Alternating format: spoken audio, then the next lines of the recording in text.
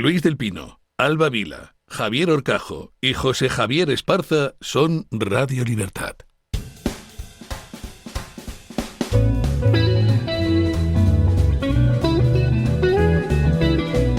Luis del Pino es Radio Libertad.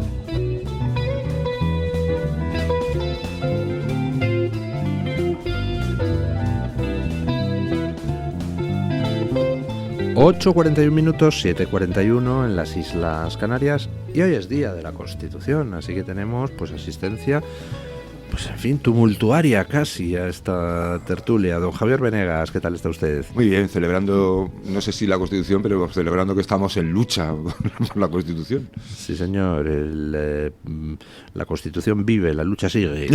Don Asís Timmermans, ¿qué tal está usted? Muy buenos días, muy buenos días. También los que vimos como jóvenes o casi niños cómo se hacía la Constitución.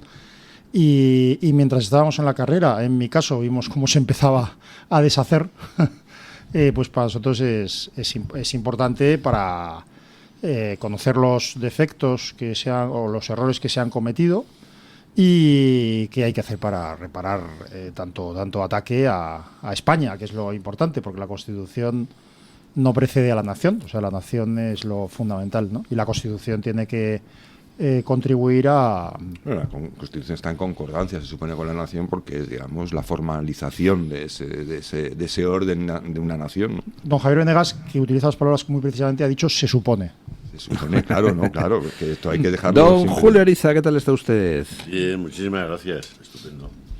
Y don Alberto Serrano, ¿qué tal está usted? Muy buenos días, encantado de estar con ustedes. Y efectivamente, la Constitución, 6 de diciembre del año 78, creo una fecha histórica para todos los españoles, pero hay que recordar que ya lleva 3 reformas constitucionales. Todas estupendas, además muy oportunas, todas en cuestiones Lo digo porque han fundamentales. sido 3 reformas express. Siempre se dice, no, es que es muy complicado reformar la Constitución, esto cuesta mucho, tal, no sé qué. Bueno, se han hecho 3, la mayoría de la gente ni se ha enterado y han sido en una tarde. Así es. La última recientemente. La última recientemente. Y engañosamente, y muy engañosamente, por cierto. No nos enteramos de lo que pasa. Es curioso porque incluso la gente que estaba a favor y que está implicada, mucha gente está implicada en temas de minusválidos, desconocía absolutamente, a mí me pasó en mi entorno, desconocía el texto de la reforma constitucional última, que por primera vez establece una discriminación en contra de los hombres con minusvalía psíquica. Efectivamente, consagra una discriminación y por otro lado, esa reforma, igual que las 2 precedentes, no pudieron ser objeto de votación. Y sobre esto siempre ha habido mucho debate. Decía la gente, no, es que votar, pero vamos a ver, ¿cómo vamos a fomentar la incultura? Si que no es un país responsable, tenemos que votar nuestras propias normas. ¿Qué mejor que la propia Constitución en temas tan esenciales que está usted contando? Doña Ana Stafford, que me permite usted que la salude y que nos escucha con frecuencia, le dije, ella no vive en España, pero le dijeron, o sea, la reforma constitucional le dijo que su hijo, que tiene una minusvalía psíquica, que su hijo vale menos y tiene que ser menos atendido por el Estado y por la Administración. Se debe emplear menos recursos. Que las hijas en la misma condición.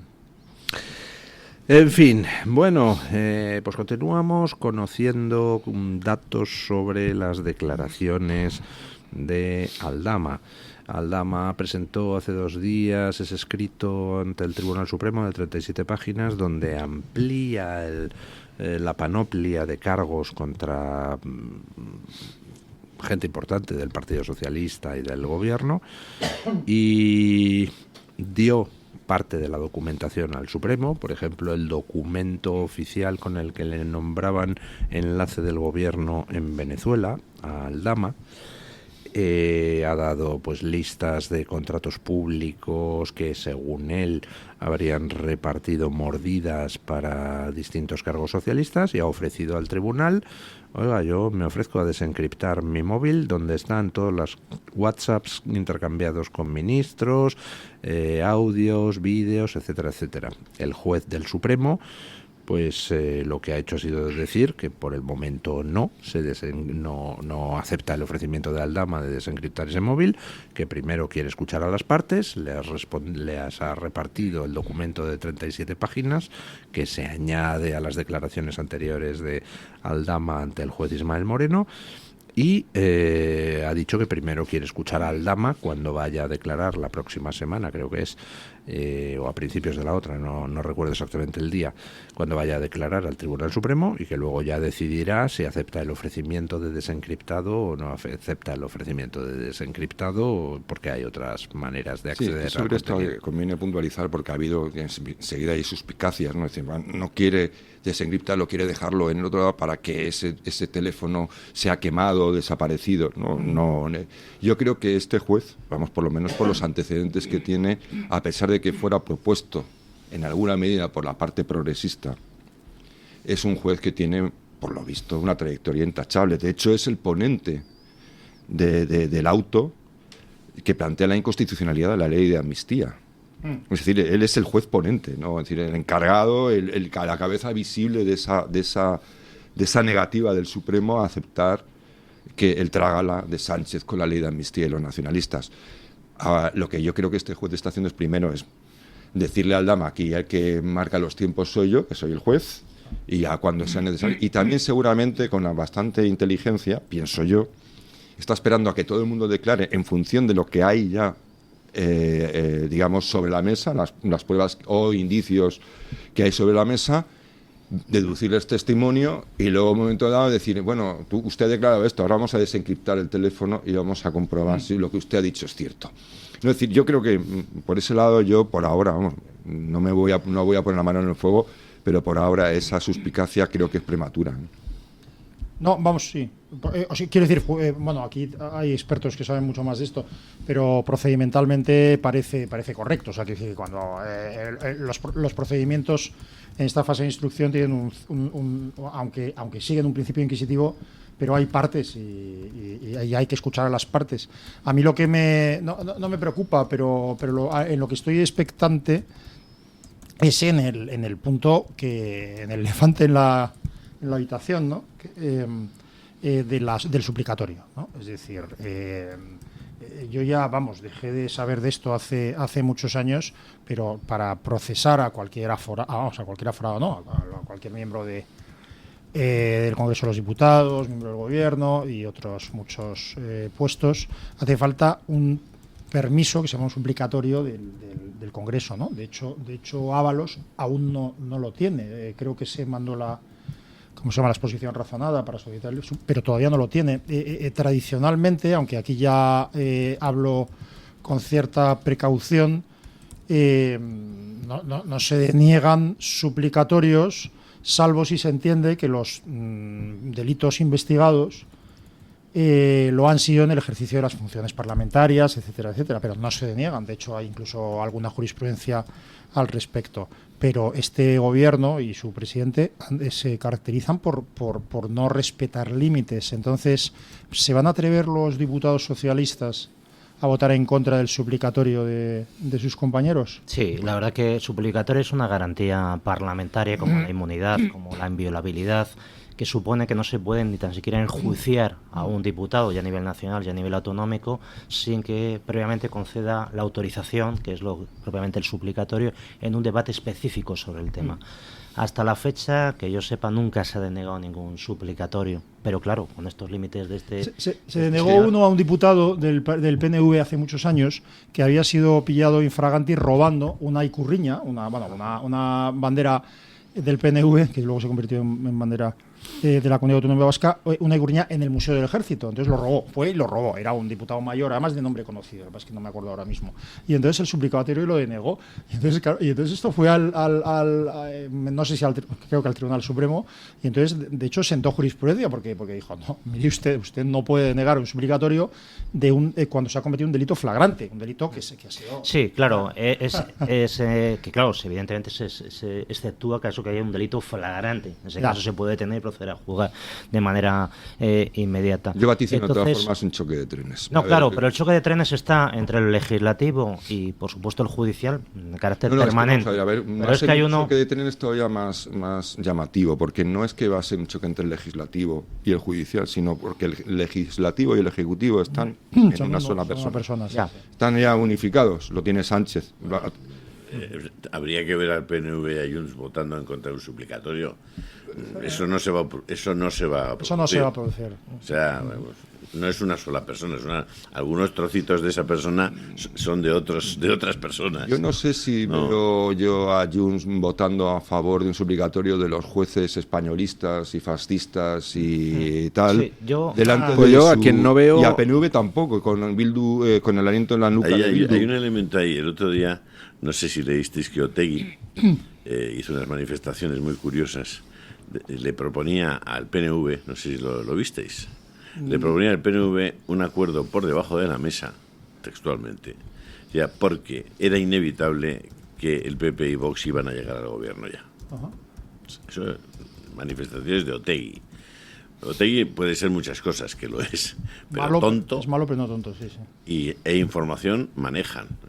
Y en idéntico sentido la UGT el otro día, cuando invitó a Feijóo, como dándole a entender, oiga, venga, ¿para qué lo vamos a tratar bien? Pues si luego usted gobierna con Vox, no nos recorten las subvenciones y tal, que eso Que es no tirarle tomates, aunque... Y luego hay otro choque... Y Alejandro Luzón.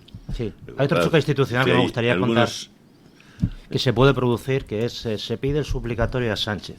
Vamos a suponer que se concede, se imputa a Sánchez, se procesa a Sánchez, se condena a Sánchez. En ese caso, la ley del gobierno dice que tendría que estar inhabilitado, o sea, que para ser condición imprescindible para ser miembro del gobierno, no estar inhabilitado. Entonces, si se produjera una condena de Sánchez y llegado a ese punto no hubiera dimitido, entiendo yo que para ejecutar esa sentencia, el Tribunal Supremo tendría que dirigirse al Congreso de los Diputados y decir, oiga, señores, este señor no cumple la ley. Por tanto, procedan ustedes al nombramiento de una nueva investidura. Imagínate si se puede tensionar todavía mucho más, que es que el Tribunal Supremo le dijera al Congreso de los Diputados que han nombrado a una persona que no reúne los requisitos legales y que tienen que proceder al nombramiento de otra No podemos llegar ni a la mitad, o sea, no deberíamos Pero, poder desde llegar luego, ni a la mitad ni al de ese camino, claro. Claro, porque en realidad es que ya ahora mismo se está produciendo una situación increíble y sin precedentes, que es que el fiscal general está instrumentando la propia Fiscalía, es verdad que la está instrumentando en muchas otras causas, pero está dando órdenes y utilizando la propia Fiscalía para que en vez de cumplir su función le defienda a él mismo de los delitos que presuntamente haya podido cometer. Es decir, entonces se está dando una situación terrible y yo no entiendo, quiero decir que eso es un escándalo político, eso no es un escándalo judicial, porque los abogados lucháis con las armas que os da la ley en los tribunales. Pero el hecho de que un fiscal general esté ensuciando no solo la Fiscalía, que está ensuciando completamente la Fiscalía, y mira que hay fiscales buenos, sino que, claro, como parte de su defensa, ¿qué está haciendo el fiscal? Pues atacar a la Guardia Civil, a quien sea que le esté investigando. O sea, con lo cual una alta institución del Estado, que utiliza, por cierto, a Policía y Guardia Civil para su facultativamente, sí, está desacreditando a todos. Es decir, entonces, ¿qué estamos? Pues el sanchismo lo que es el destruir cualquier institución, solo o en compañía de otros, para consolidar su poder personal. Pero en última instancia es una financiación ilegal del PSOE, porque claro, tiene un altavoz más que no lo paga y lo utiliza. Por tanto, de algún modo es una financiación ilegal. Es decir, las 11 cuentas corrientes de Begoña Gómez, alias la mujer del presidente, claro, decía alguien, ¿y de dónde va a pagar? Si están todas a cero, ¿de dónde va a pagar sus abogados? Claro, y alguien decía, no, es que los pagamos nosotros. Bueno, ayer el fiscal general del Estado demostró, sin quererlo, por qué tenía que haber dimitido en cuanto saltó todo el escándalo de los mails del novio de Ayuso. Ayer la defensa del fiscal general del Estado arremetió contra la UCO diciendo que el informe que la UCO ha elaborado sobre su participación en la filtración de esos correos electrónicos está lleno de errores, falsedades, omisiones, inferencias indebidas, etcétera, etcétera, etcétera. Es decir, está diciendo que los informes de la UCO, en los que se basan numerosas condenas e imputaciones en este país para muchísima gente, son una basura. Eso, si hubiera dimitido en su momento y como parte de su ejercicio de defensa, pues podría decirlo, porque sería un particular defendiéndose y usa lo que sea. Pero es que quien dijo ayer que los informes de la UCO son una basura es el fiscal general del Estado. O sea, es que es terrible. Sí, además, don Luis, en todas las leyes procesales siempre se establece que si yo tengo un pleito con usted, no puedo participar en su pleito porque hay un conflicto de intereses. Es decir, un pleito presupone una cierta animadversión, entre comillas, entre usted y yo si lo tuviéramos. A partir de aquí, este señor participa en todos los pleitos penales porque es el jefe de los fiscales y les reparte instrucciones. También los que participa la OCU.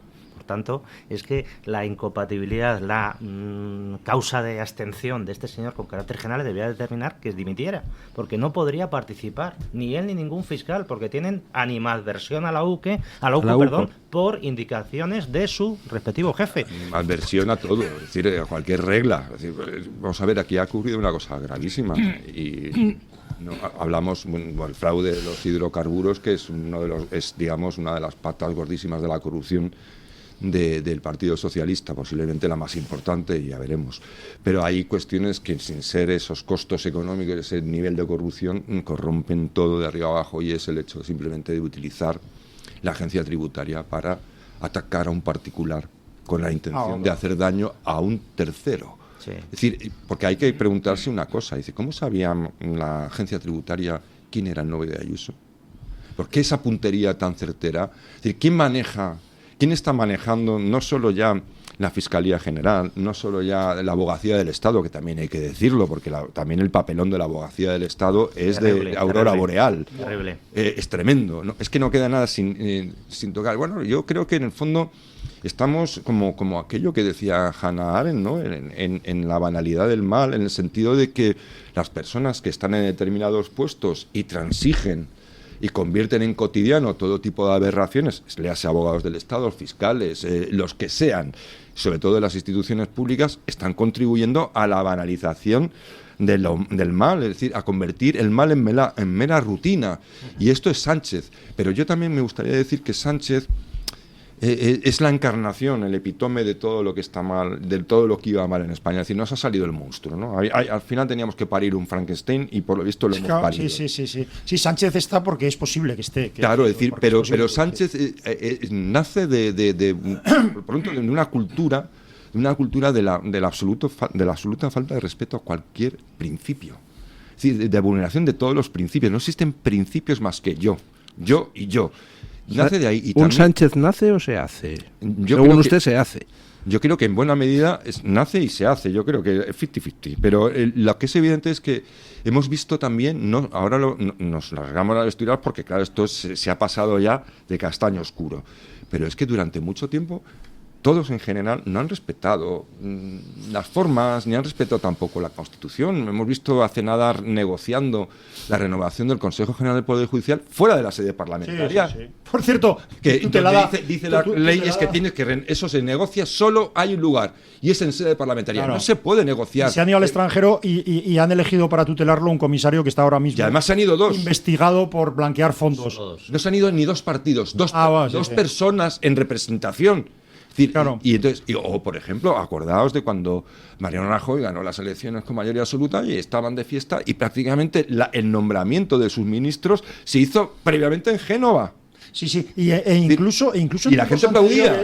Incluso en tiempos anteriores, y fíjate que yo no comparo en absoluto el gobierno de es Sánchez. comparable. Ya, pero digo que no comparo el gobierno de Sánchez con el gobierno de Aznar, pero incluso hubo un momento en que creo recordar que cuando Esperanza Aguirre fue elegida presidenta del Congreso, lo anunció antes, dijo Aznar, la presidenta del Congreso va a ser Esperanza Aguirre. Y yo en ese momento pensé, ¿cómo chirría esto, no? Esto que parece normal es escandaloso. En ningún país quiero decir, tiene que haber. Quien lo nombra es el Congreso, no el presidente. El Congreso es una y menos darlo por hecho, voy a proponer. Claro, ¿qué pasa? Que ese poder absoluto que seguramente los presidentes anteriores o alguno de los presidentes anteriores no utilizaba de forma absoluta, pero cuando existe ese principio de falta de división de poderes y de partitocracia, porque al final ese que tú eliges una empresa, que es un partido político, y ya el partido político hace lo que quiera con todos los poderes, bueno, pues permite que una persona sin escrúpulos... Pero en el Partido Socialista hemos llegado un paso más. Sí, porque ya no es un partido político, es una banda. Es una organización. Es una banda de un puñado de elementos, luego con muchos colaboradores y muchos capitanes como la mafia, lo que tú quieras, pero es una banda. Es decir, hay unas cosas maravillosas del Partido Socialista, es darse cuenta de quién es realmente Aldama. O sea, es que, por ejemplo, en el Partido Popular tenían a Bárcenas, pero Bárcenas era de la casa. Era pues como Ábalos, un tío que ha echado los dientes en el partido. Ábalos hizo No, Ábalos, sí, Ábalos es Ábalos, ¿no? Hizo diplomatura, magisterio para dar clases a primaria y a los 27 años ya estaba con un cargo. Es decir, Aldama es un agente externo. Es decir, el Partido Socialista se agarra a conseguidores que reclutan, digamos, la banda de forma externa. O sea, es todo una cosa como verdaderamente alucinante. Tienen un consiglieri que viene, no se sabe de dónde viene. O sea, ellos lo saben, ellos sí lo saben, porque llevan mucho tiempo con él. Llevan muchísimo tiempo con él. Hacemos una pausa publicitaria y continuamos. Y al hilo de lo que ha comentado don Asís, de ese gesto de Aznar aparentemente inocuo, pero preocupante, voy a recordar otro gesto de Rajoy que a mí me escandalizó, y me escandalizó sobre todo que la gente no se escandalizara. Claro, sí.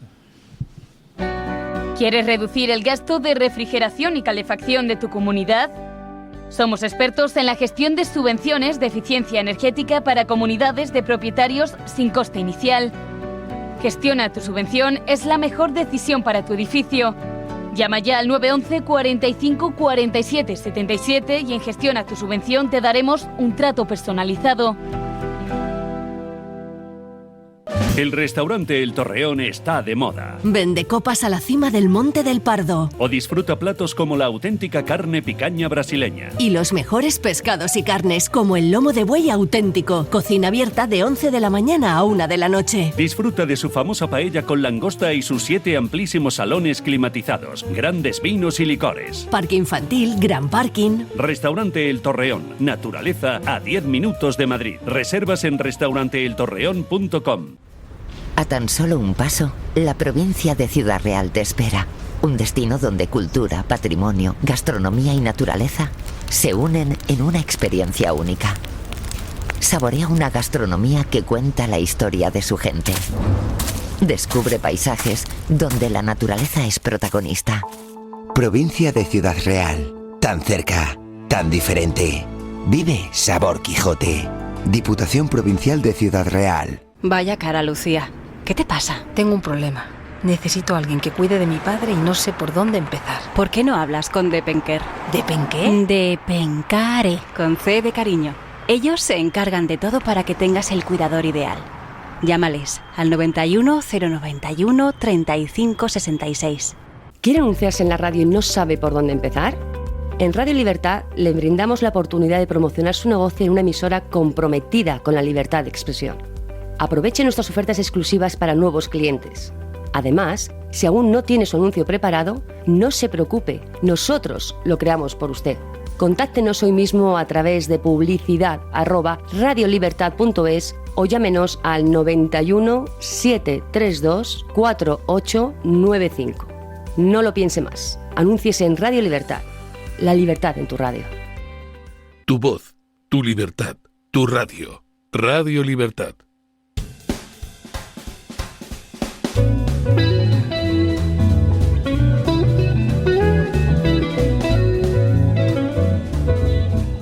En los regímenes democráticos las formas son fundamentales. Antes decía don Asís Timmermans cómo le escandalizó esas palabras de Aznar anunciando que la nueva presidenta del Congreso iba a ser Esperanza Aguirre.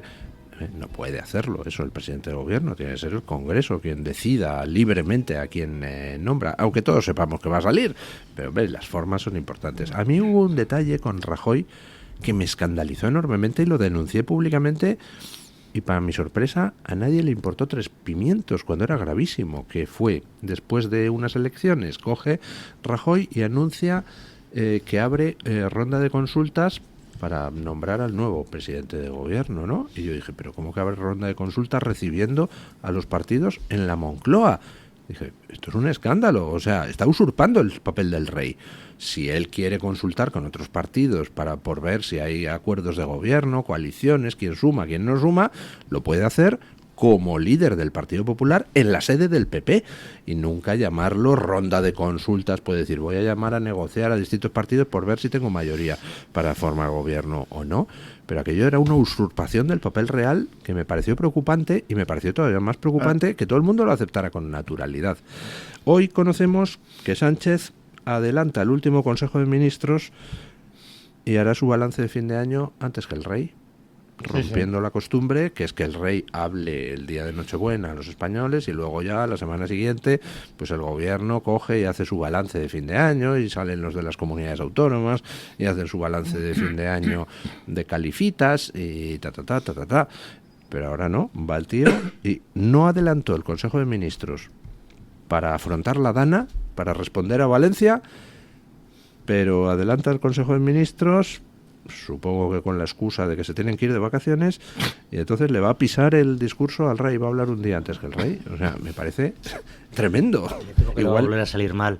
Pero bueno, en la línea donde decía don Javier que esto era una banda, pensador más importante, yo creo, del primer milenio, que es San Agustín, decía que lo que diferenciaba una comunidad política, un Estado, de una banda de malhechores, era que la primera tenía siempre en su actuación un referente a un ideal de justicia entendido como un bien común de todos. Yo creo que estos señores, evidentemente, no van en su actuación pensando en el bien común, sino en el bien particular. En este sentido, lo que refería antes de la abogacía del Estado, la gente tiene que tener claro, porque no se puede banalizar todo lo que está pasando, es que el abogado del Estado, por definición, no puede mentir como un abogado cualquiera. Y el cliente del abogado del Estado no es el gobierno, son los ciudadanos. Y eso es a los que se los debe, a los ciudadanos. Los ciudadanos no hemos autorizado para que un abogado particular, por supuesto, en línea de defensa con su respectivo cliente, puede sostener líneas de defensa pues un poco que conduzcan a error, que conduzcan a interpretaciones distintas, pero un abogado del Estado no le hemos concedido a los ciudadanos ningún tipo de autorización para que se salga de ese guión y se atenga estrictamente a la legalidad.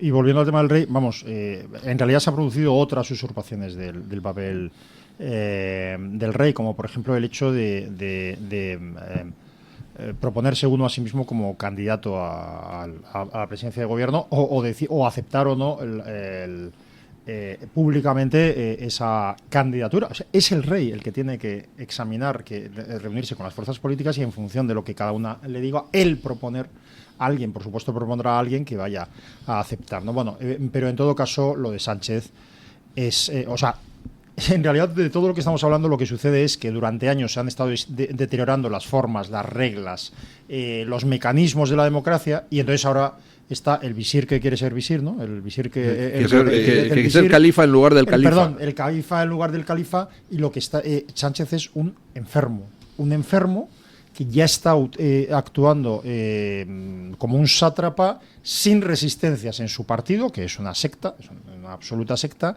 y sin resistencias en las instituciones. Porque se está cargando, no hay contrapesos. Y está intentando destruir el papel del rey porque encarna a la nación. Alguna resistencia en las instituciones hay, por ejemplo del rey, por ejemplo de los jueces, el rey ciertos partidos. El rey y algunos jueces. Bueno, el rey y bastantes jueces, incluso bastantes fiscales. Es decir, e incluso algunas unidades de las fuerzas y cuerpos de seguridad del Estado. Sí, no, en realidad, pero uno de los errores fundamentales que ha cometido Sánchez ha sido a emprender toda esta ofensiva para esta huida hacia adelante sin tener controlada la justicia, que es lo que él quería. Ha tenido que porque no le ha dado tiempo todavía a arrollarlo, ¿eh? Sí, pero claro, ha tenido que forzar la máquina y se ha metido en un buen lío. Es decir, es evidente que él se ha metido en un buen lío. Ahora, vuelvo a lo anterior. Es decir, Sánchez ha aprendido. Es un trepa, es como Zapatero, estos que hacían pasillos, igual que Ábalos, es el mismo perfil siempre, ¿no? Los conseguidores pequeñitos, ¿no? Que hacen muchos favores desde muy jovencitos y van trepando, se van enmarañando dentro de lo que son las redes de corrupción del partido, incluso van siendo ellos los factotum de esas redes, ganan méritos y alcanzan el poder. Pero bueno, dicho esto, la cuestión fundamental es que Sánchez ha visto en qué consiste el juego. Él ha visto realmente las flaquezas de todo el sistema. Él se ha educado primero en una falta de escrúpulos, ha sido muy mal educado. Es una persona que evidentemente es un mal educado. Es una persona que ha sido educada pésimamente, no tiene ningún tipo de remilgo ni nada, ni escrúpulo, y por lo tanto es lo que es. Pero claro, analizar su psicología, decir, es un sociópata, es un psicópata, decir, bueno, sí, es como decir, el estrangulador de Boston. Pero la cuestión es qué hace la policía. Es decir, podemos mirar lo que queramos a Sánchez, pero el problema no está en Sánchez.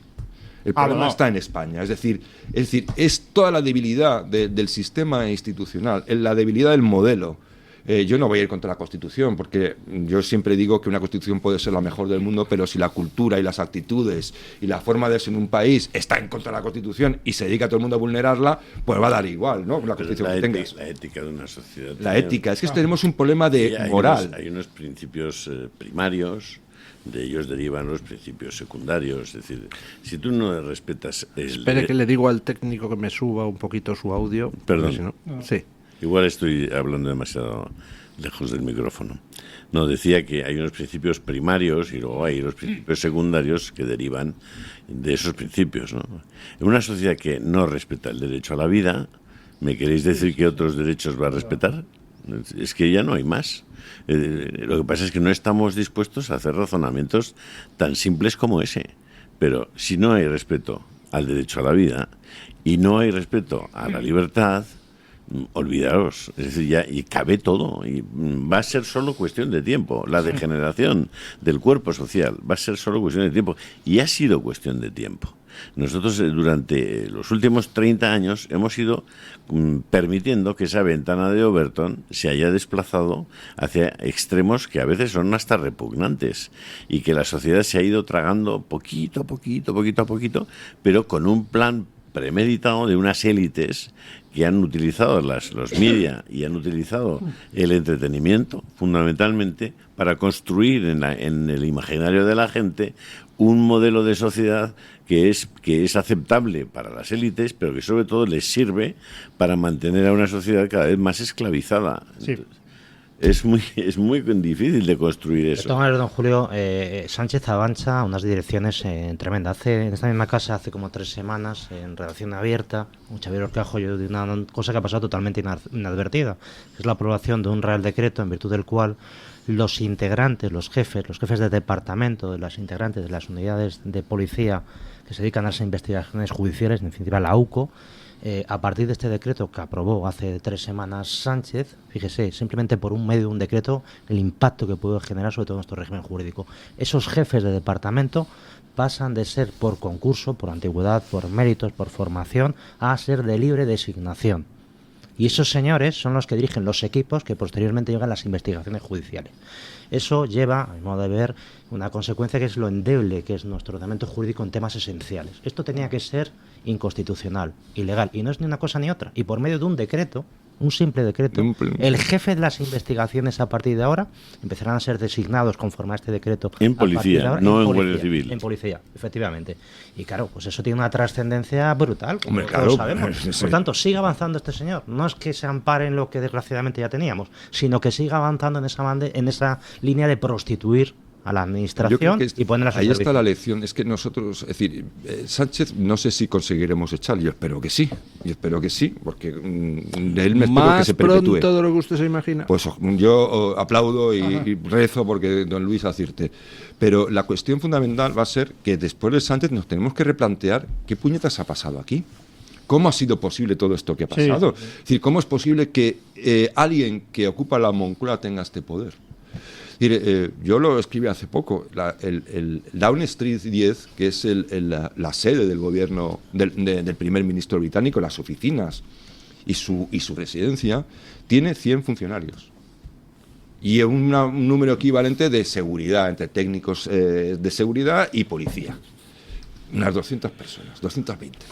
Bueno, la Moncloa tiene más de 4 veces más. Es como nuestro Pentágono, es decir, ahí tiene, yo qué sé, casi 1000 asesores. La mitad de los asesores que ha nombrado, están adscritos a la Moncloa, el total trabajan en otros lugares, pero la mitad está adscrito a la Moncloa.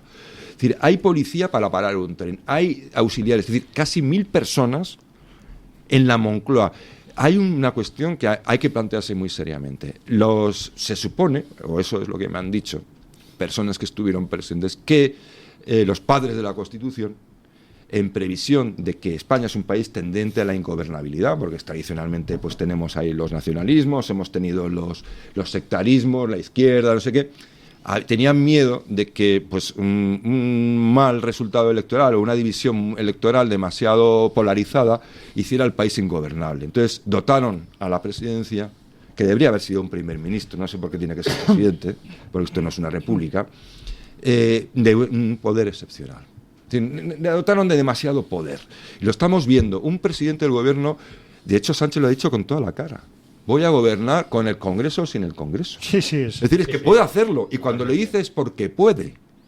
Porque puede hacerlo. Entonces, no, en realidad no. Vamos a ver, lo que él puede hacer ciertas cosas sin el Congreso. Hay otras para las que necesita el aval. ¿Decretos, reales decretos? ¿Cuántas? Sí, pues ya hemos visto cuántas derrotas parlamentarias ha tenido Sánchez desde que ha llegado al poder en esta legislatura. Sí, pero bueno, ¿y cuántas reales decretos ha hecho este hombre que tiene una incidencia radical sobre la vida y la política en España? Sí, pero es que pero rompe todas las reglas no escritas. Es que antes se daba por supuesto. Yo lo que quiero dejar yo para terminar es decir, es que tenemos un problema mayor que Sánchez, puñeta. Es decir, Sánchez digamos, nos lo ha puesto delante de las narices. Sí, tenemos a Feijóo. Bueno, sí, bueno, eso ya, pero ese es un... Yo no sé si habéis escuchado el decálogo que leyó en su discurso Javier Milei en el CIPAC antes de ayer o ayer, pero os lo recomiendo. Ayer. En el que establece las reglas para lo que es un cambio democrático decisivo en el mundo occidental. Y una de las claves es no renunciar nunca a tus propias convicciones en aras al entendimiento político, porque al final lo que estás simplemente es generándole más campo de juego al adversario. A la izquierda le hemos ido dejando todo en aras a que, bueno, pues que había que ser bueno, nosotros éramos demócratas, éramos gente que respetaba tal. Y lo único que hemos conseguido es que nos hayan arrasado nuestra propia libertad como ciudadanos, como padres de familia. Es decir, somos absolutos esclavos de un sistema que nos ha encadenado. No sé lo que pensáis vosotros, pero poneros enfrente de la agencia tributaria algún día, o poneros enfrente de cualquier sistema, penal, administrativo. Es decir, empezad a mirar lo que está pasando en la Audiencia Nacional con el tema de las drogas. Estamos hablando de la policía y de la Guardia Civil, porque ahora el jefe de la Guardia Civil en Valencia, en el puerto de Valencia, también ha sido detenido y han entrado con excavadoras no lo sé si lo habéis visto, han arrasado su casa materialmente. Y todavía hay quienes llevan las excavadoras, quiero decir, todavía hay asuntos internos no corrompidos, pero es que ya están trabajando para digamos, y es una cuestión de tiempo que todo eso se corrompa, es decir, que no haya un policía... ¿Y dónde están los asuntos internos de la Audiencia Nacional? Para velar por la pureza de los jueces y de los fiscales. ¿Dónde están los asuntos internos en la agencia tributaria?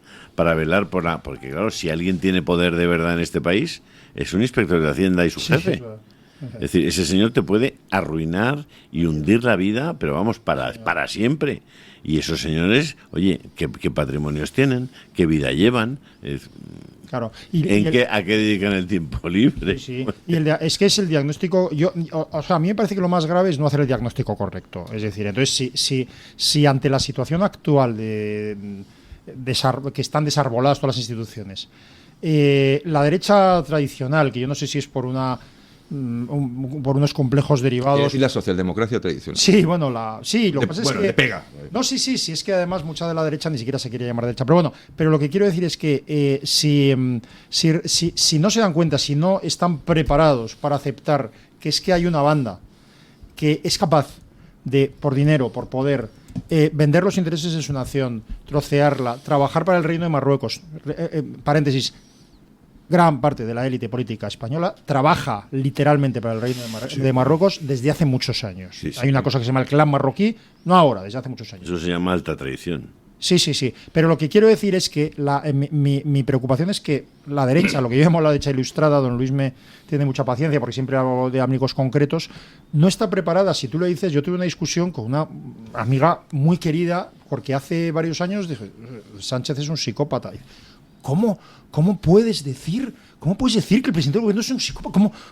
Y no estaba hablando de una persona que fuera del PSOE, ¿no? Sino que le parecía, no estaba preparado o preparada en este caso, no están preparados para aceptar que pueda gobernar un psicópata y una persona con apariencia de dirigir una banda criminal. No están preparados, entonces no lo aceptan. No están preparados para pensar que alguien pueda lanzar a la gente a la calle un 8 de marzo sabiendo que eso incrementa las posibilidades de que se mueva. Yo creo que no están preparados, entre otras cosas, porque están en lo que están. Claro, es decir, tienen unas luces tan cortas, Claro, están en lo suyo, están en su robando de la mañana a la noche. Pero sin diagnóstico, quiero decir, si la gente, si los ciudadanos, si los partidos, pero como reflejo de la gente, no son capaces de decir, no, lo que pasa, que es lo que hizo Milei, lo que pasa en Argentina es muy grave. No se trata de cambiar un partido político por otro, se trata de regenerar una sociedad y de aplicar. Esto es muy duro. Porque... Pero ¿cómo regeneras una sociedad si tú coges los instrumentos para medir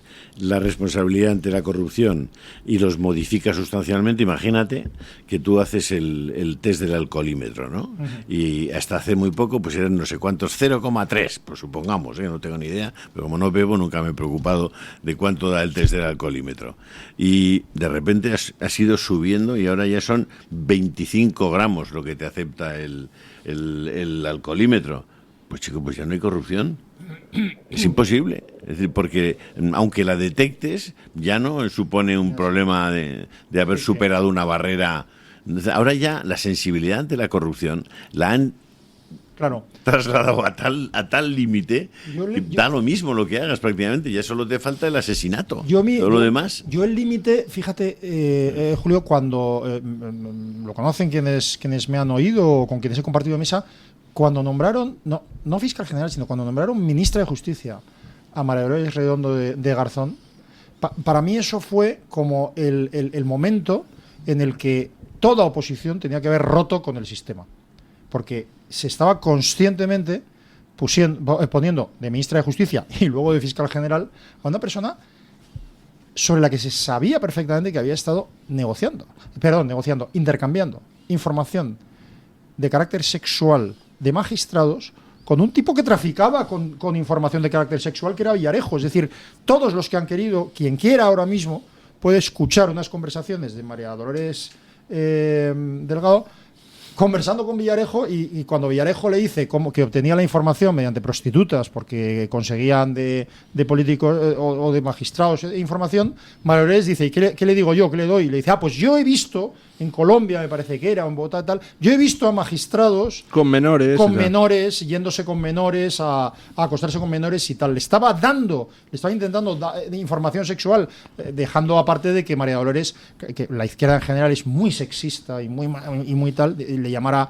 maricona a Marlaska o cosas así. Es decir, en ese momento, cuando se nombró ministra de Justicia a una aparente cómplice, por lo menos moral, de Villarejo, tenía que haber salido todo en bloque, toda la oposición del Parlamento, y dicho, no, señores, a una persona con esa tacha no puede ser nombrada ministro de Justicia ni en Francia, ni en comisiones parlamentarias de Inglaterra, ni Estados Unidos. Tienes toda la razón, obviamente. En ese tema de Villarejo resulta muy sorprendente y muy sospechoso que, habiendo desencriptado prácticamente todas las conversaciones de Villarejo, todas las grabaciones, yo he accedido a leer, porque están en el sumario, muchas de esas grabaciones.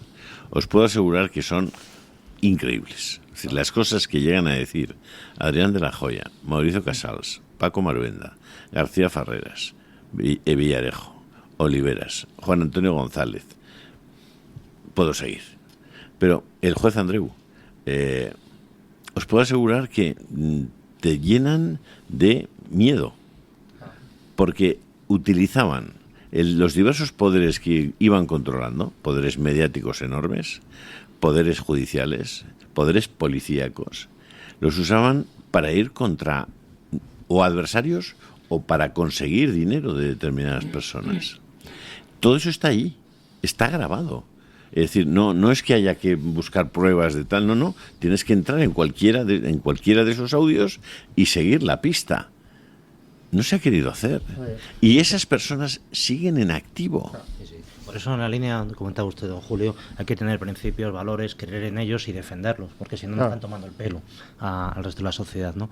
Entonces, yo lo que veo que el problema es Sánchez, por supuesto, pero el problema más allá, yo creo que es el sanchismo, que es la culminación final de un proceso en el cual hay una concentración de poder excesivo excesivo, de tal manera que un señor, está presidente del gobierno, ya se llame Sánchez, ya se llame Perico de los Palotes, hace lo que le da la real gana, y no tenemos elementos de defensa, ni con la agencia tributaria, ni con los jueces, ni con los fiscales, ni con nada. Por eso, hablando, por ejemplo, es importante. Antes hablamos del suplicatorio. Es importante. Imagínate que, perdona, es un inciso, pero imaginaos, yo sé que no va a ocurrir, pero imaginaos, y podría ocurrir, es decir, en política ficción, que se pide el suplicatorio porque el presidente del gobierno va a ser imputado. Tú imagínate que por lo que sea, a pesar de lo que diga la ley, y a pesar de la jurisprudencia, y a pesar de los pensares, se lo pueden denegar. El Congreso lo niega. Es decir, ¿en qué situación quedaría el país? Suspendería el juicio. Hasta que dejara de ser diputado. El choque institucional es de decir ya... Claro, pero ahí es cuando... Ya no hay forma de moverlo. Ahí es cuando entra la posibilidad de proponer una resistencia civil. Claro, pero es que ya imagínate. Asumiendo las consecuencias. Es que en contra de lo que ahora está de moda decir, cuando tú asumes que se rompe el Estado de Derecho y que por lo tanto estás dispuesto a incumplir las leyes, sabes que lo que te juegas es ser castigado por ese incumplimiento. Pero yo creo que ya hemos llegado hace mucho a esos escenarios. Esto que ha ocurrido en España, la millonésima parte de lo que ha ocurrido es que arden las calles en cualquier país. Claro, amigo mío, pero ¿cuál es el problema? Si mañana el juez encuentra indicios contra Pedro Sánchez, pide el suplicatorio y el Congreso lo deniega, al día siguiente tendríamos a Rajoy diciendo, bueno, nosotros hemos votado a favor del suplicatorio, más no podemos hacer, hay que respetar las leyes y todas esas cosas. Pero llega un momento en que... Rajoy. Perdón, Feijóo. Fíjese que, por ejemplo, en algunos países el liderazgo político para cuestiones flagrantes es lo de menos. Es decir, la propia sociedad, la que si los políticos la acompañan, dicen, pues vosotros y detrás de la manifestación, allá vosotros. Pero yo creo que el problema está en el sistema que tenemos, ha generado un poder muy especial y muy particular y muy dañino, es la dependencia. España es un país extremadamente dependiente del poder. Es decir, yo he hecho los números y lo comentaba fuera del micrófono. En España, personas que no dependan directamente de alguna ayuda de este sistema, porque no es el gobierno, es el sistema. Y las ayudas indirectas vamos a dejarlas ahí porque algunas las definimos indirectas y podríamos discutirlo. Solo hay 11 millones de españoles. Esa es la realidad. Fuera de ahí me parecen muchos. Sí, bueno, porque claro, las ayudas indirectas se extienden muchísimo. Ellos habría que discriminar de esos hasta qué punto tienen ayudas indirectas, claro, que también los convierten en personas que en un momento dado pueden cabrearse si se las quitan. Es decir, entonces ya no estarían a favor de las revueltas. Pero es decir, porque hablan normalmente 17,8 millones son las personas que trabajan fuera de lo público, es decir, en el sector privado. Al revés, 17,2. Frente a 17,8 que estarían, digamos, de alguna forma dependencia de la administración, bien porque son pensionistas, bien porque tienen algún subsidio, alguna ayuda o un salario mínimo, no sé qué, lo que sea, todo esto, 1000 cosas que hay. Pero es que en realidad, si haces los números y empiezas a desglosarlos, no son 17 los que están en el sector privado, los que son independientes, que son solo 11. Es decir, fíjense que creo que más que la dependencia es otra cosa, que es el miedo de la gente. Bueno, por eso todo el mundo mira alrededor y dice, pero alguien debería hacer algo, ¿no? Y tú dices, hombre, sí, habría que salir a la calle a protestar. Y dice, bueno, vale, ve saliendo tú, que yo ahora te voy sigo, de puente. Y tal, sí. Sí, pero bueno, es que hay una doble cuestión. Es decir, por esa razón, por la otra, por la que podamos añadir, España es un país que, aparte que ha envejecido bastante, porque si esto ocurre en los 90, con los millennials con 30 años, esto no está ahora mismo tan tranquilo, también lo digo. Por esto, por lo que sea, España se ha convertido en un país, y vamos a ver si me explico, en un país conservador, pero en la peor acepción del término posible. No conservador en el sentido clásico de conservar lo que vale la pena. No, conservador en el sentido de no toques nada, no vaya a ser. No vaya a ser qué. Es decir, y claro, esa situación es trágica. Esa situación es trágica. Es lo mismo que está más o menos pasando en Francia, con salvedades, que ya veremos lo que pasa con Francia, que es un país que no tiene salida ahora mismo, no tiene salida. Pero España va detrás. Ay, pues mire, me apetece que cambiemos un poquito de tercio y comentemos lo de Macron ayer. Genial. Muy bien. Pues pausa publicitaria y a ello. Ale.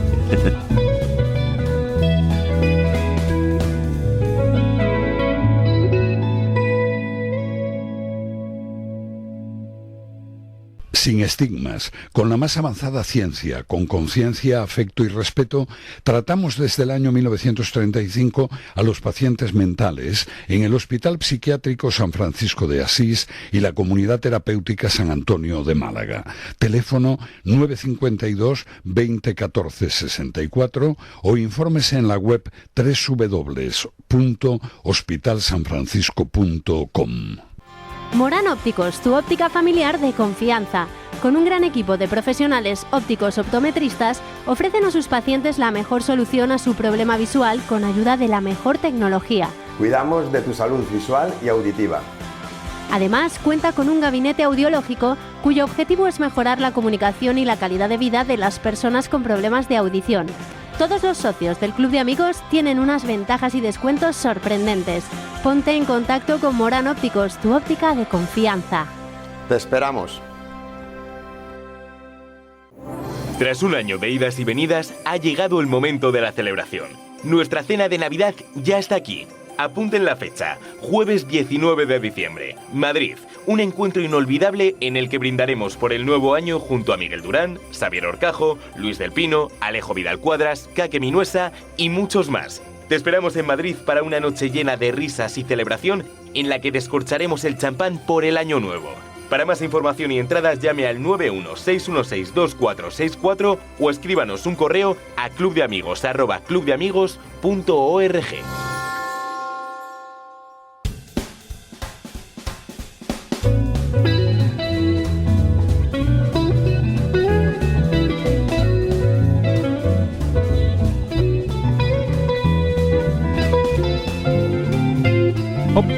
Como suele decirse, la historia se repite la primera vez como tragedia, la segunda como farsa. Eso lo dice Marx, pero me parece que es citando, no sé si es a Hegel. Sí.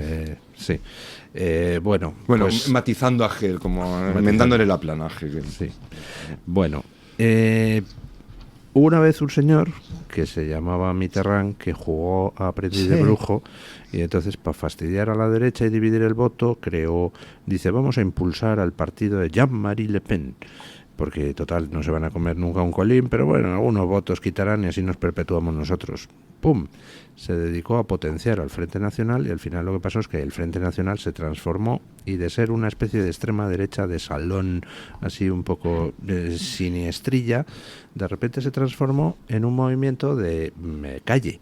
Ya el Jean-Marie Le Pen se jubiló, dejó a la hija, y al final la extrema derecha, el Frente Nacional francés, se comió, pues no a la derecha, se comió al Partido Comunista y al Partido Socialista, y ahora mismo pues los obreros en Francia votan Frente Nacional.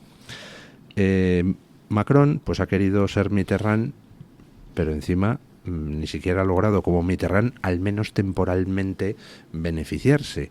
Convocó a las urnas unas elecciones generales al grito de que viene la extrema derecha de Marine Le Pen, porque había ganado las europeas, pensando en salir reforzado de esas elecciones generales. Y lejos de salir reforzado, resulta que en votos ganó Marine Le Pen las elecciones. En escaños lo ganó la extrema izquierda de Mélenchon, y él perdió 1 de cada 3 escaños que tenía en la Asamblea Nacional Francesa. Ha nombrado un presidente al final pidiéndole bajo la mesa por favor a Marine Le Pen que le dejara nombrarlo, y ha durado 3 meses. Ha batido el récord de un presidente un primer ministro, un sí. Conservador, un primer ministro conservador. Y ha durado solo 3 meses. Ha batido el récord de brevedad de los primeros ministros franceses, y ha triunfado la primera moción de censura en 60 años, donde han votado a favor de echar al primer ministro tanto la extrema izquierda de Mélenchon como la derecha de Marine Le Pen. Bueno, es que no. Y ayer comparecía Macron en una alocución patética, pues diciendo que hay una pinza antirrepublicana y que él no piensa dimitir y que va a nombrar a otro presidente que todavía no, a otro primer ministro que todavía no sabe quién será. Y dices, pero ¿será Majadero? O sea, la que montó con el adelanto de elecciones generales, y ahora no sabe por dónde salir. Bueno, es que lo de Francia me preocupa bastante. Sí, claro. Porque Francia es, del mundo, yo creo, del mundo desarrollado, el país con un mayor peso del Estado en la economía, que supera de largo el 50%. Es un país con un déficit ya crónico muy por encima del límite establecido en Bruselas, lo duplica. lo duplica. Es el que más déficit tuvo cuando la COVID, es el que incurrió en mayor déficit para combatir, pero el problema es que una vez que en Francia ahí se cumple perfectamente el efecto trinquete, que una vez que tiras del cabo y al cabo ya no vuelve a su lugar original. Entonces se pasó de largo. El que hunde Francia es Mitterrand. Sí. François Mitterrand, que aquello que supuso en aquel momento aquel movimiento, aquel espectáculo de la gente aplaudiendo como una cosa casi napoleónica, que va al Panteón de los Ilustres con las flores a echar Mitterrand, que García Márquez estaba obnubilado diciendo tal, pero bueno, también García Márquez dijo, no sé si esto va a ser bueno a largo plazo, o sea, tampoco hubo... Y este señor de hocicos, en un pispás, mete el gasto de Francia, que estaba en el 30%, lo lleva más allá del 50%. Es decir, Francia es una sociedad en el chute permanente del Estado. Sí. El gasto por ejemplo, para que nos hagamos una idea, solo en subsidios de desempleo en Francia equivale a más del 4% del Producto Interior Bruto. Más del 4%. Un disparate. La gente no trabaja, no consiguen bajar el paro porque, claro, con unos subsidios tan estupendos la gente no quiere trabajar. Entonces, el problema de Macron es que él vino y prometió cambiar todo eso. Él vino con la promesa de decir, yo soy un técnico, yo no soy de ninguno ni otro, soy un profesional, sé cómo funciona el Estado, voy a buscar un equipo y esto le vamos a dar la vuelta. Bueno, al principio consiguió reducir un poco el déficit, consiguió algunos elementos más o menos, pero con el tiempo el sistema francés es tan reactivo que todo intento de reforma es inviable. Entonces, ahora mismo yo no sé cuál es el futuro de Francia. Yo creo que es la explosión, es explosionar. Es decir, la prima de riesgo se está tensionando. Hombre, sí. Es decir, está en una situación límite. Bueno, Mitterrand fue un personaje, además de nefasto, profundamente inmoral. Corrupto. Sí, una inmoralidad y una corrupción de todo tipo, y además casi a la luz pública. Sus maniobras con el Frente Nacional de entonces, que además tenía unos matices distintos. Entonces el Frente Nacional, por ejemplo, era un partido antisemita, que no lo es ahora mismo, que no lo es en absoluto. Sí, era antisemita, sí. Sí, pero no lo es en absoluto, precisamente, y gracias a la propia Le Pen, a Marine Le Pen. Por cierto, el impulsar el Frente Nacional para dividir el voto, etcétera, es mutatis mutandis lo que quiso hacer aquí Mariano Rajoy con la ayuda de Soraya Sáenz de Santamaría, que jugó intencionada y expresamente la carta de potenciar a Podemos. Y de algún día lo comentaremos tomando una cerveza, y de algún ilustre liberal. Y de alguna historia, bueno, no sé si te refieres a... No voy a decir nombre. Bueno, bien, y esto lo decía Soraya, decía, estoy jugando la carta Podemos. Lo que pasa es que luego vino un personaje peor, sin escrúpulos, un poco me estaba recordando a, no sé, a la figura del mulo en la Fundación. Usted, que es un genio de la ciencia ficción, sabe de qué hablo, pero de repente llegó Sánchez y entonces hizo... Lo que soy es un lector, que más que sea yo, que ser un genio de la ciencia ficción. Sí, pero entonces ocurrió lo imprevisto, que es que llegó Sánchez y mutó en el mulo, ¿no? En un personaje terrible que no decidió colaborar con Podemos, sino ser Podemos. O sea, el problema... A mí, yo lamento llevarle la contraria, pero en la trilogía de la Fundación, el personaje que más respeto me merece es el mulo, precisamente. O sea, los siniestros son los ingenieros sociales de la Fundación dirigiendo a esa pobre humanidad compuesta de seres a los que manejan sin informarles de nada. Eso me parece muy siniestro. Si les parece a ustedes, me gustaría volver al tema de Francia, porque es verdad. Va a ser un año 2025. Porque en realidad lo estamos viendo, por ejemplo, en la reunión de conservadores en Argentina, que hay ahora mismo hay dos visiones distintas de hacia dónde debe encaminarse, el mundo, pero sobre todo el mundo desarrollado, lo que llamamos Occidente, ¿no? Y luego ya los demás, si quieren, que vengan detrás. Y es hacia una reforma de una cantidad de elementos que han estado condicionando la vida de las personas, por lo pronto acabar con esa ingeniería social, la incremental y la otra, me da igual. Es decir, si algo se ha demostrado a lo largo de la historia, desde la Volstead Act, o sea, que la ley seca, es que la ingeniería social lo único que hace es fracasar miserablemente una y otra vez y generar unos problemas Le va dejando por el camino muchas víctimas. Ingeniería social maravillosa, como ejemplo de lo que puede llegar a ser la ingeniería social, tenemos el gran salto adelante de Mao. Pura ingeniería social para convertir la agricultura improductiva, secularmente improductiva de China, en algo mejor y más productivo a 55 millones El de ejemplo muertos. histórico, hasta donde yo sé, más antiguo de ingeniería social del que tenemos constancia es el intento de Akenatón de sustituir la religión egipcia por el culto al dios Sol, como dios único. Entonces, pues como tenía el poder, lo impuso a sangre y fuego. Y claro, duró 40 años el asunto. Al morir Akenatón, pues quemaron todos los templos del dios Sol, acabaron con su memoria. 40 años del rey Sol. Además de que la dictadura infinita sea un libro fantástico de Luis del Pino, es que ahora que lo dices, sí. Hay un nivel en esta tertulia que yo me voy a callar y voy a escucharos, porque de verdad es que me apetece ahora mismo aprender este verano más sobre he estado Mesopotamia y Egipto. 15 días en Francia y se nota que es un país terriblemente empobrecido porque no hay fuente de riqueza. Me recuerda aquella frase absolutamente funesta que decían, no sé si en un congreso esto es internacional de todos estos, que decía: no tendréis nada, pero seréis feliz. Eso de atacar la fuente de riqueza. Eso lo decían los del foro de Davos promoviendo la Agenda 2030. No tendrás nada y serás feliz. Yo ya he llegado a esa situación. Van atacando los fondos. Y lo confirmo. Se puede ser feliz. Claro, se puede ser feliz, pero no es lo recomendable para ser feliz, evidentemente. Claro. Pero bueno, a mí me hace gracia que todos estos van atacando la fuente de riqueza. Entonces, en Mallorca se meten con el turismo, en Murcia con la huerta, en Huelva con las minas que han reabierto. Y esa mentalidad es la que está consumiendo Francia. Vamos a ver, no va por Francia, no ve fuentes productivas en Francia. ¿Sabes cómo se llama ese movimiento?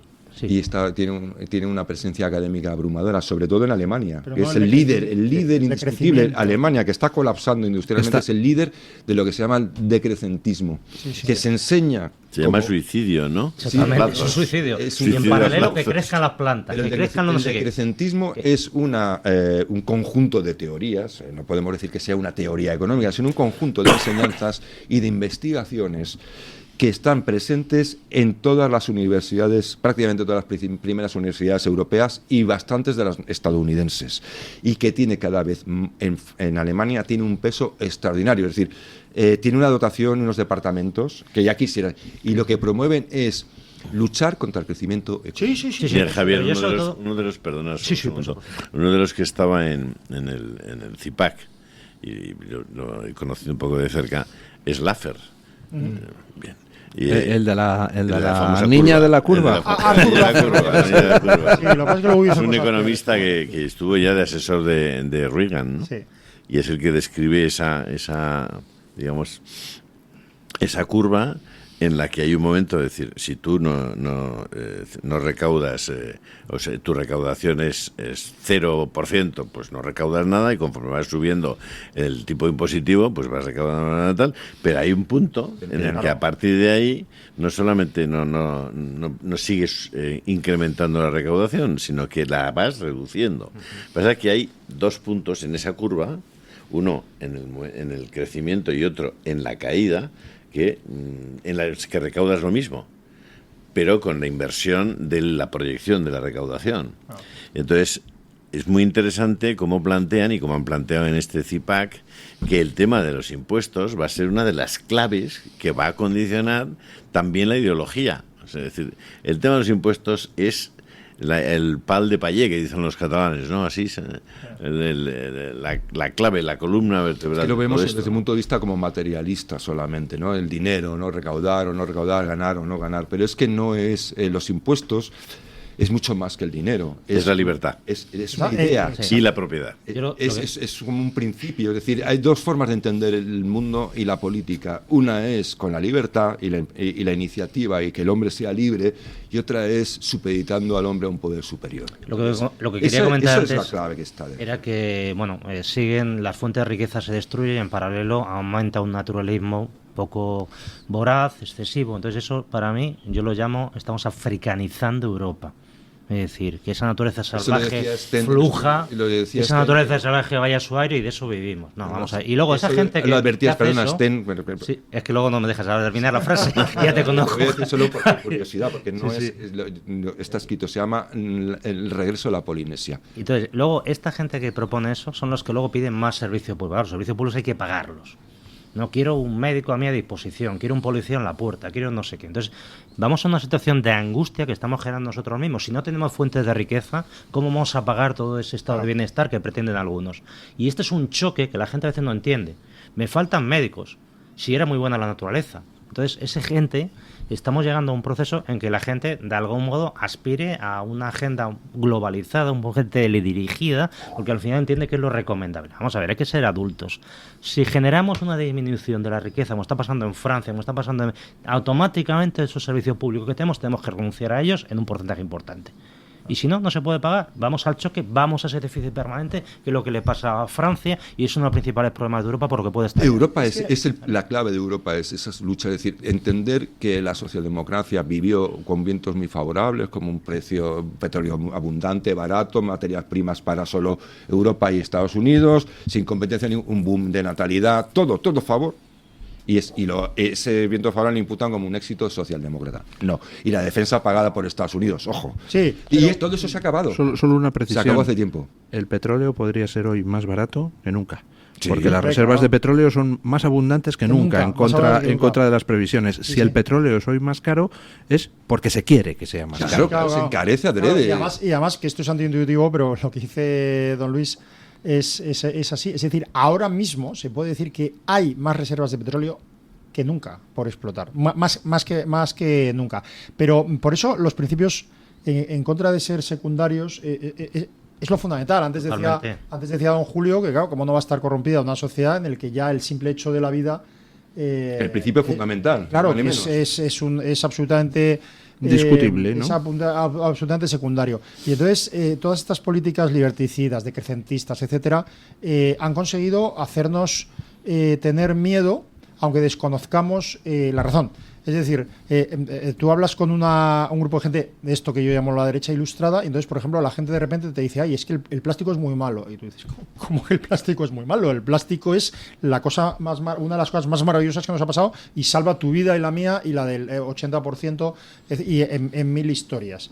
Ayer estaba hablando con un ingeniero de Repsol y entonces me contaba que los fueles el fuel ecológico que está haciendo, y entonces decía, bueno, yo esto no lo puedo decir públicamente y tal, pero esto es un absoluto engaño. Quiero decir, no solo estamos gastando muchísimo más dinero, sino que además esto lo que hace es emitir un poquito menos de CO2, en paréntesis, el CO2 es cojonudo, perdón por pero sin embargo todas las demás toxinas, todas las demás partículas emitimos exactamente igual, etcétera, etcétera, etcétera, etcétera. Es decir, hay gente que está convencida que te dice que el motor de explosión y que los vehículos, el transporte rápido, que es una cosa malísima. Y tú dices, no, es una cosa fantástica. Y entonces hay que decir cosas, aunque sean que provoquen. No. Es decir, la quema de combustibles fósiles ha sido un elemento de progreso salvaje, de maravilla para la humanidad, y en absoluto ha provocado la destrucción del planeta. En absoluto. El progreso lo que hace es tener ciudades cada vez más limpias. Entonces tú no puedes estar en el Ayuntamiento de Madrid promoviendo prohibiciones, etcétera, etcétera, y no decir la razón real. Si quieres, no, mira, es que yo estoy en contra de la libertad individual, estoy en contra de que la gente elija como quiere. No, en vez de decir eso, mientes y dices, no, es que hay cada vez más polución en Madrid, en las grandes ciudades. Mentira, vete a los datos propios del Ayuntamiento de Madrid y la reducción no solo de CO2, sino de partículas de nitrógeno y de todas las demás cosas nocivas en la ciudad de Madrid se ha reducido salvajemente desde los últimos 40 años. Pero salvajemente, quiero decir, en una proporción... Lo hemos vivido todos. En una proporción... Sí, no tiene que contar nadie. Gracias a Almeida, también, Sí, si no llegas al poder... Y ahora te dicen, claro, gracias a Madrid Central se redució... No, quiero decir, la única... o sea, por supuesto que las ciudades, todas las americanas antes, gracias a la tecnología, van reduciendo la contaminación gracias a la tecnología. La única persona probablemente con una decisión política que ha contribuido individualmente con con una decisión política y con nuestro dinero a reducir la contaminación en Madrid, fue cuando Esperanza Aguirre promovió la reducción, la sustitución de las calderas eso sí. de carbono. Entonces eso provocó efectivamente una reducción brutal. Una reducción. Pero la contaminación por coches y por ¿Vosotros os acordáis cuando interrumpían el tráfico aquellos camiones enormes y empezaban a descargar toneladas y toneladas de carbón y decías, joder, esto habrá que respirarlo luego? Hay una mezcla de supuesta ideología, pero habrá fanáticos que evidentemente lo creen y que seguramente se reúnen, incluso tendrán clubs satánicos, no lo sé. Cualquier cosa me la creo. No, yo tengo uno. Pero sobre todo es un negocio.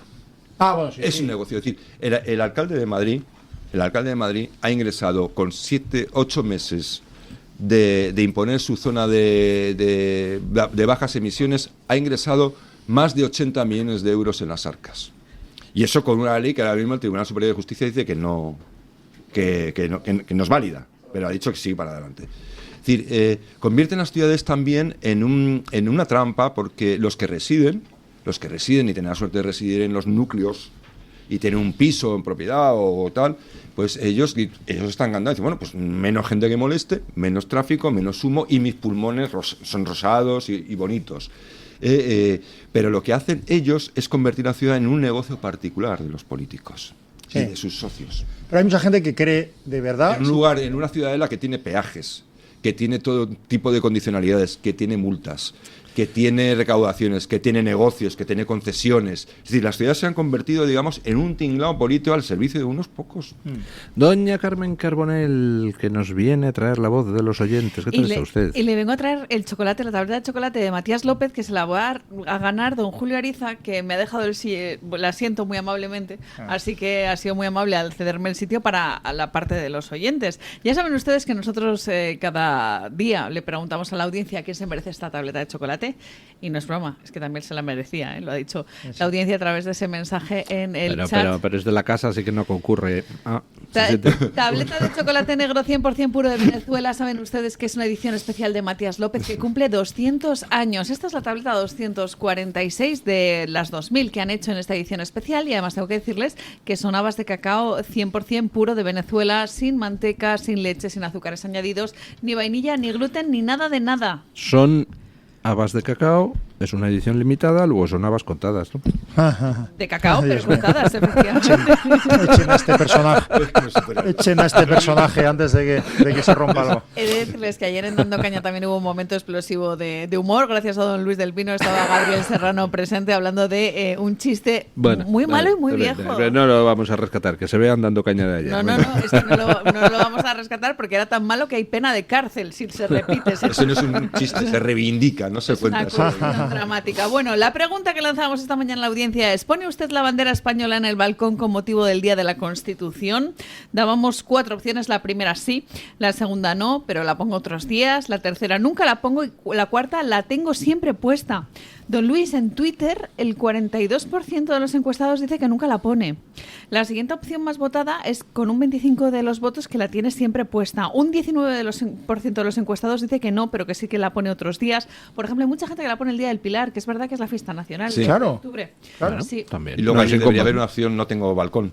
Exacto. Claro, no, hay muchos, claro, que están ahí. Hay comentarios como, por ejemplo, este de Marta GM que dice: yo vivo en el campo y nunca la pongo porque no ve nadie, ¿no? Dice, si estuviera en la ciudad la pondría, pero es que no tiene posibilidad, ¿no? Ella añade que tiene un paraguas con la bandera de España y ese sí que lo lleva siempre. Hombre, vives en el campo, tienes que levantar la bandera porque nunca sabes por dónde pueden venir los hombrecitos verdes a invadirnos. Espérate, otro comentario de Emma en Twitter, Emma Orxi, dice: no se ven las ventanas desde la calle, así que no la pongo por eso. Eso pasa a muchos cuando es un piso interior, ¿no? Pues eso me recuerda a la anécdota esa de aquel artesano italiano, aquel escultor italiano, un artesano que hacía muebles y entonces también hacía la parte trasera, que es la que queda contra la pared, y le pregunta a un colega: ¿pero para qué haces tan bien la trasera si nadie la va a ver? Y le contesta: pero yo voy a saber que eso está ahí, ¿no? Bueno, pues esto también se lo pueden aplicar quien les quiera poner una bandera aunque no la vean desde la calle. Más comentarios. Este es del chat de YouTube, alguien que se hace llamar Arts en mí. dice que nunca la pone, pero no es por nada en especial, simplemente porque no tiene costumbre de hacerlo.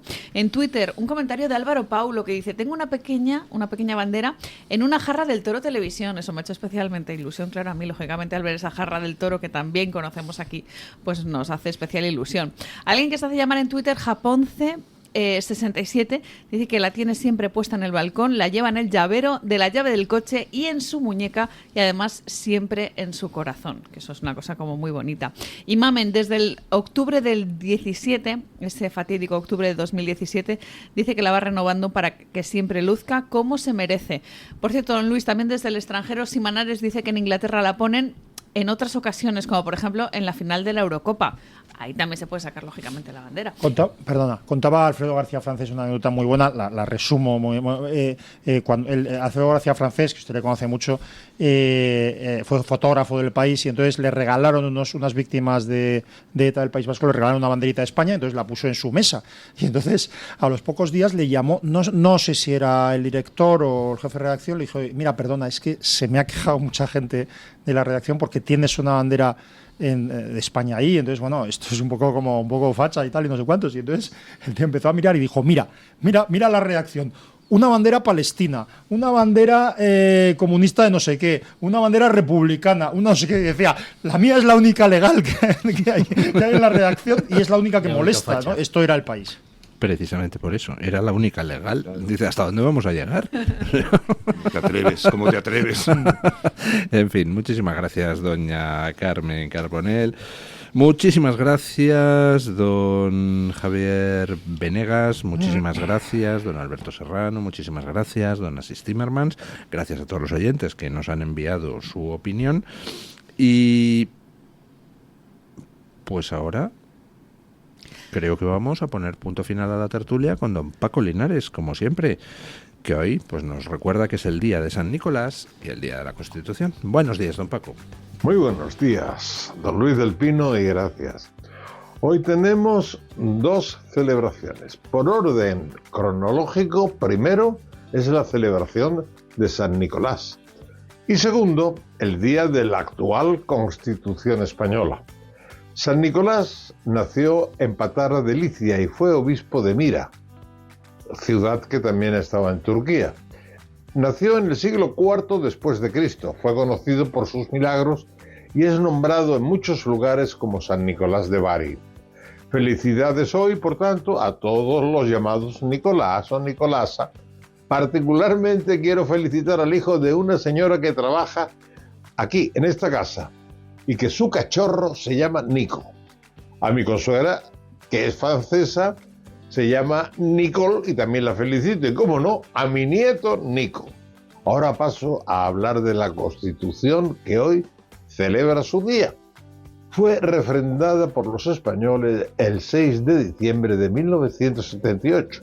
Un servidor votó que no por el título octavo, el que habla de las autonomías. Día que pasa, más me convenzo que no cometí ningún error. Ha servido para multiplicar el número infame de impuestos y a la hora de la verdad, como le ha pasado en Valencia ahora con la Dana, lo único que hace es crear disputas. La Constitución la respeto. Al Tribunal Constitucional presidido por Conde Pompidou lo detesto. La Constitución, como he dicho, la respeto como ciudadano español, pero está rasgada, la están rompiendo, porque por donde la mires, los mandamases se hacen con sus telas, trajes a medida. Bueno, el lunes, más y mejor, punto final.